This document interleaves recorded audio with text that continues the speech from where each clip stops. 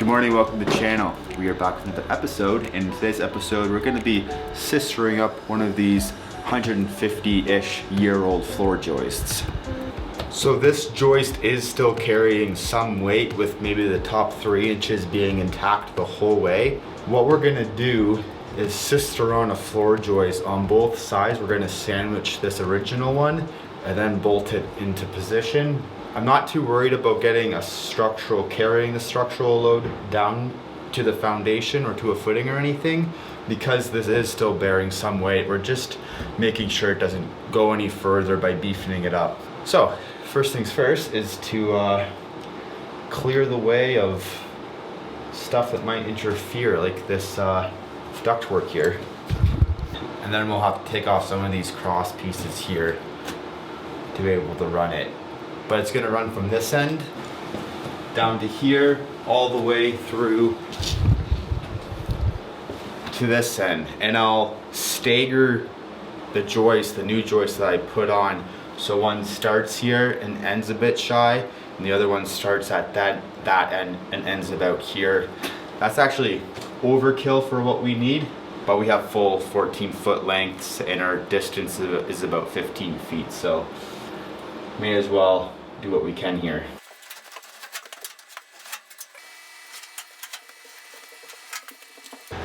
Now hopefully I don't have to take an extra section out, but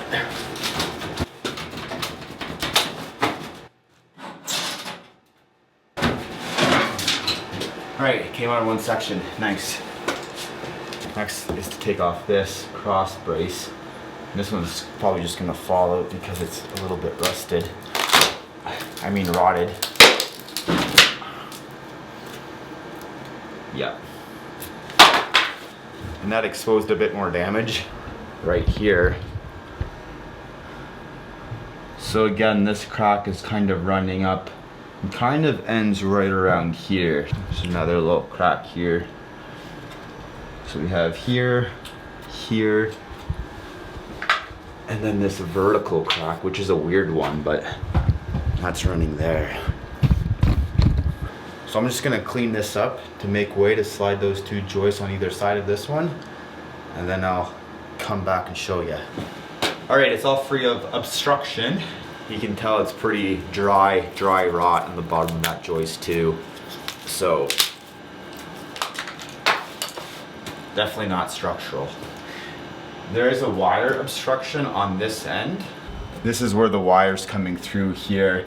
It's almost recessed back far enough where it wouldn't interfere with me, but I'm gonna end up having to notch my 2x10, just make a slit in it so I can slide it over and it won't pinch the wire or anything. I'm okay with doing that because it's gonna rest on the ledge here. And again, we're gonna put another one on this side, so it should be pretty sturdy.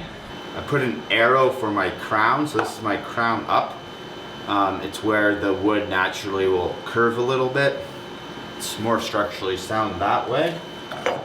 And here's my mark for my wire. I'll just notch that out.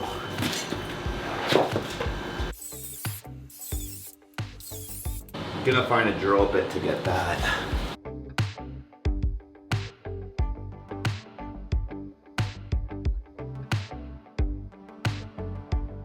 Alright, I got my joist in position. You can see that I've wrapped the end with it with a little bit of vapor barrier. That's because this is a old field stone foundation, which means it's like probably 2 feet thick, but that will probably condensate a little bit as the temperatures fluctuate outside. So to prevent our wood from moisture, we're gonna wrap both ends with some vapor barrier.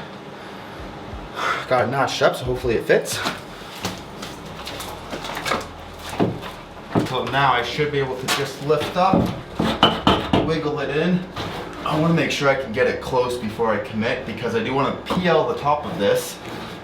I'm pretty happy with that, so I'm going to leave it bouncing there. I'm going to put a screw in the bottom of this joist. That. Grab my PL. I grabbed some PL Premium. And what this is gonna do is just act as a shim because I don't wanna carry too much of the load actually on my new joist. I do want all the floorboards to rest on the original. So I'm gonna put a bead of this on top of my floor joist, and that's just gonna act as a shim so it doesn't bounce as much. It's not really doing anything other than that. You could go to length and PL this side of the joist too, but that's, I don't think, necessary with the method we're gonna be using. So I'm gonna pull this bead on the top edge, push it up. You do wanna make sure too, depending on the floor above you, we have carpet, so nothing's gonna pop. If you have tile or something, be really careful in doing this. You really don't wanna flex any of those floorboards or subfloor because you could pop some tiles. In this case, it's kind of the easiest case scenario. I'm gonna go ahead and pull this. Hopefully this also prevents some squeaking too. Now I can go up. And what I can do here is hopefully find a screw that I put in, grab my hammer, a little bit of leverage. Hopefully that screw doesn't break is the biggest thing now.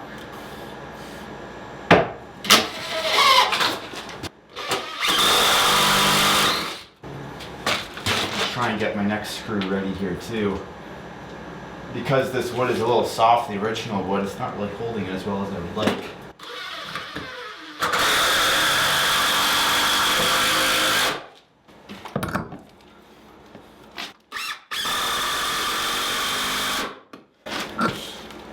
These aren't structural screws, so they're gonna not hold over the test of time probably with that much tension on it, but we are gonna bolt this together.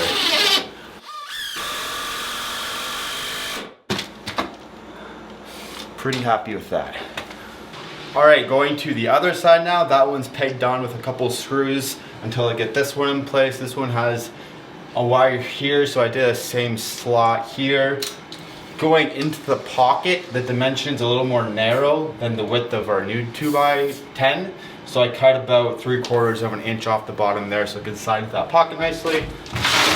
Because this is the exterior foundation wall, there's going to be a little bit extra moisture coming through with condensation. So again, we're going to use this vapor barrier.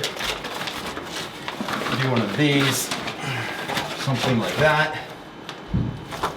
And then we'll throw some PL on the top of this as well, put it in place, and then bolt it together before that PL has a chance to set up.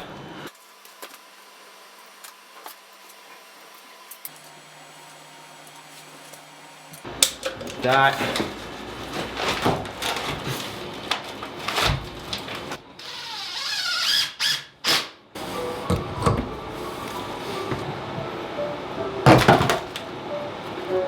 I meant to do that so I could, I didn't mean to do that. I do want to suck that screw in a little bit more so I can get a bit more leverage though. So that worked out for the best. Try this again. I'm gonna pre-start my screw this time. Go up. Oh no, that's what I was worried about. Screw ripping out.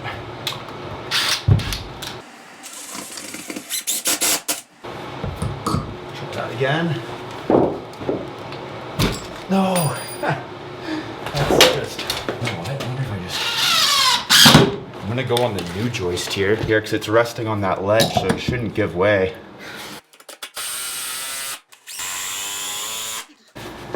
Bowing out a little bit here, so I'll try and hold it tight. I'm gonna throw a screw in there.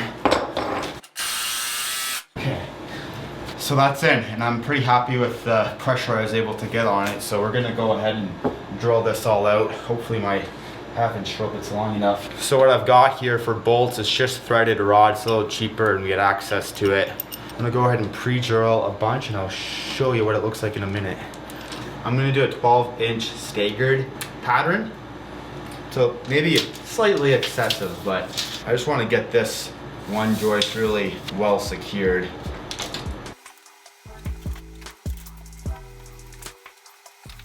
Just like that. I'll just carry my line up just to make it look a little prettier.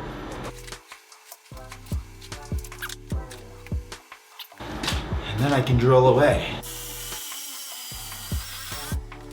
Wow, I'm not quite long enough. Try and gain an extra 1/4 inch here. Okay, I might have to go back and drill from this side a bit. I'm not quite poking through. Just like that. I'm gonna finish drilling all these and then I'll come back.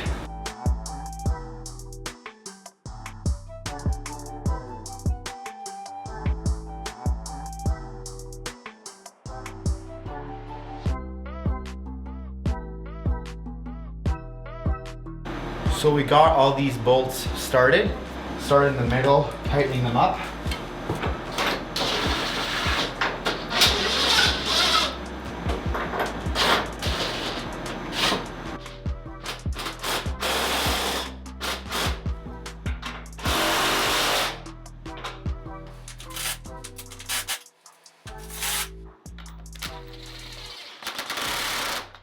I'll do that side a bit and then I'll come over and do this side.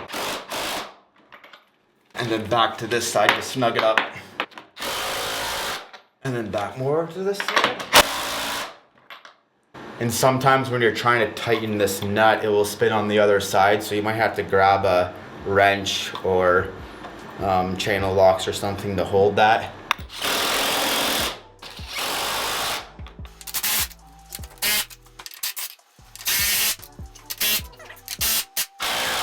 Yeah, this one's spinning a little bit.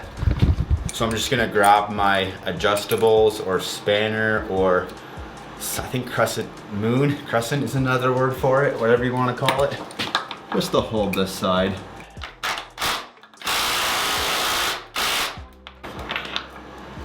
This one too, I'm gonna double check, I think. Yeah, like that.